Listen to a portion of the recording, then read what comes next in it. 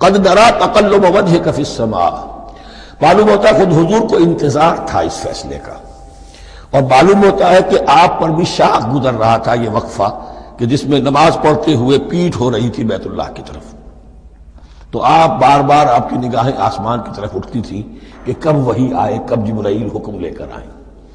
قد نرا تقلب وجهك فی السماء، اے نبی ہم نے آپ کے چہرے کا بار بار آسمان کی طرف اٹھنا دیکھ لیا ہے۔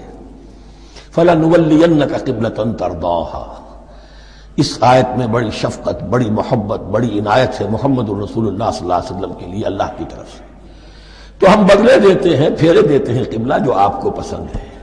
ظاہر بات ہے کہ حضور کو جو محبت تھی اور جو بھی آپ کو ایک رشتہ قلبی تھا بیت اللہ کے ساتھ، فَلَنُوَلِّيَنَّكَ قِبْلَةً تَرْضَاهَا، ہم بدلے دیتے ہیں، بدل دیں گے قبلہ اسی طرف جو آپ کو پسند ہے۔ فَوَلِّ وَجْهَكَ شَطْرَ الْمَسْجِدِ الْحَرَامِ، تو بس اب پھیر دیجئے اپنے رخ کو مسجد حرام کے رخ پر۔ وَحَيْثُ مَا كُنْتُمْ، اور مسلمانوں جہاں کہیں بھی تم ہو، مدینے میں ہو یا کہیں اور ہو، مغرب میں ہو، شمال میں ہو، جنوب میں ہو، کہیں ہو، فَوَلُّوا وُجُوهَكُمْ شَطْرَهُ، تو اپنا چہرہ نماز میں اسی کے رخ پر پھیرو۔ وَإِنَّ الَّذِينَ أُوتُوا الْكِتَابَ لَيَعْلَمُونَ أَنَّهُ الْحَقُّ مِنْ رَبِّهِمْ، اور جن لوگوں کو کتاب دی گئی تھی وہ جانتے ہیں کہ یہ حق ہے ان کے پروردگار کی طرف سے۔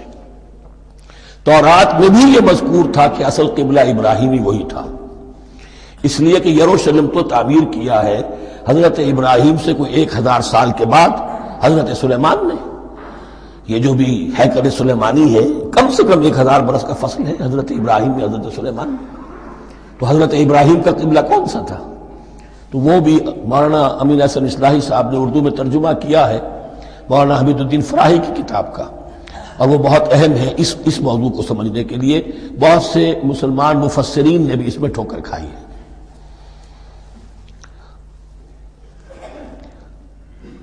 ان الذين اوتوا الكتاب ليعلمون انه الحق من ربهم وما الله بغافل عما يعملون، اور اللہ غافل نہیں ہے اس سے کہ جو وہ کر رہے ہیں۔